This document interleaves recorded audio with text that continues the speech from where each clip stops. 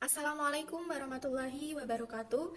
Kami dari kelompok 1 yang beranggotakan Nikmatul Isma dengan NIM 63040200042. Kemudian Muhammad Abdul Aziz dengan NIM 63040200047 dan Sheila Ulfanur Ayu dengan NIM 63040200048. Video ini kami buat guna untuk memenuhi ulangan akhir semester mata kuliah perilaku organisasi.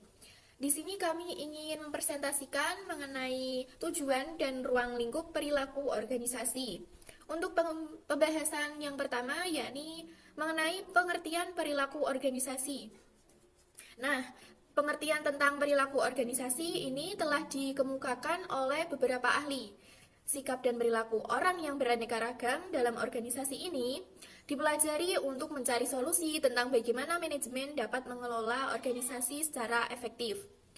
Secara konseptual, menurut Robbins and Judge pada tahun 2013,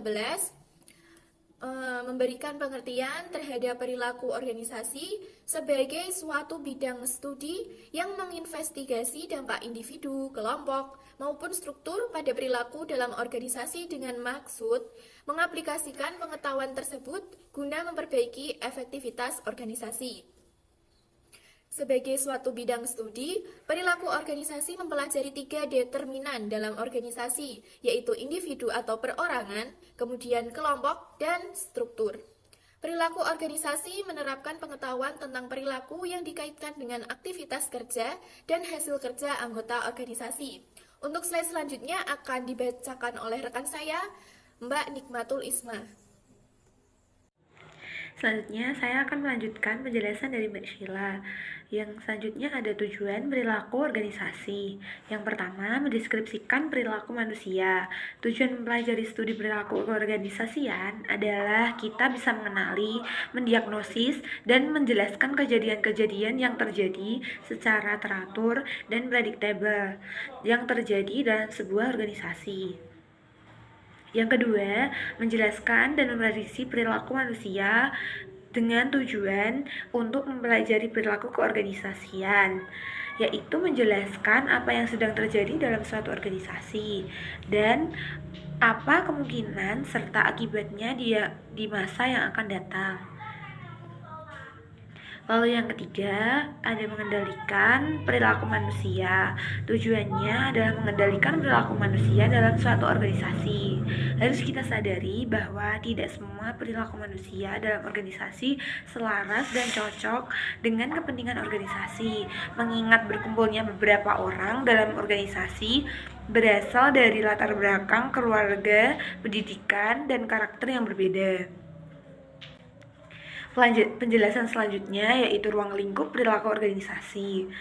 Karena ruang lingkup organisasi, metode akan menyangkut ke efisiensi prosedur tata cara kerja yang dipakai dalam pelaksanaan fungsi manajemen. Perilaku organisasi merupakan suatu ilmu yang mempelajari tentang perilaku individu dalam kelompok organisasi yang berhubungan langsung dengan ilmu-ilmu lainnya. Yang pertama ada perilaku. Tujuannya adalah dapat memahami dan menjelaskan kejadian-kejadian yang terjadi dalam organisasi. Yang kedua ada struktur. Struktur berkaitan dengan hubungan yang bersifat dalam organisasi. Dan yang terakhir ada proses. Proses berkaitan dengan interaksi yang terjadi antar anggota suatu organisasi.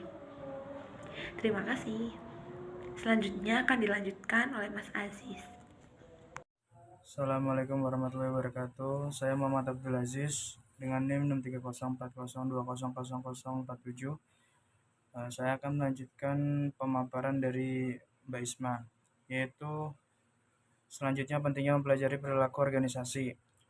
Menurut Cormin dan Edelfelt dalam Rekso Hadi Projo dan Handoko pada tahun 2000 menyatakan setiap orang di antara kita mempunyai berbagai gagasan tentang bagaimana organisasi-organisasi beroperasi berdasarkan pada pengetahuan jalanan. Kemudian pengalaman-pengalaman pribadi. Nah, ada beberapa faktor untuk mempelajari organisasi secara formal. Yang pertama, organisasi adalah suatu bagian dasar dan keberadaan kita yang mencakup seluruh aspek masyarakat sekarang. Kedua, dengan mempelajari organisasi, kita akan dapat secara lebih baik mengembangkan pemahaman kita terhadap bagaimana organisasi beroperasi dan banyak cara dengan mana organisasi dapat dirancang atau disusun. Kemudian ketiga, studi organisasi mempunyai nilai praktis yang sangat besar, baik untuk para manajer sekarang maupun di masa depan. Kemudian, perbedaan perilaku organisasi dengan ilmu perilaku lainnya.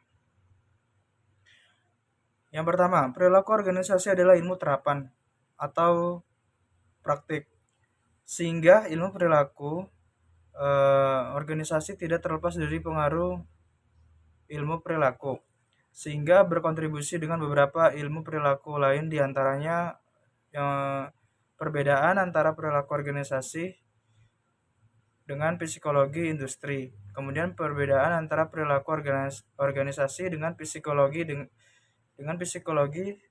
dengan teori. Nah, kemudian yang terakhir, perbedaan antara perilaku organisasi dengan personel dan human research. Baik, itu saja yang bisa saya paparkan. Kurang lebihnya mohon maaf. Wabillahi taufik wal hidayah. Assalamualaikum warahmatullahi wabarakatuh.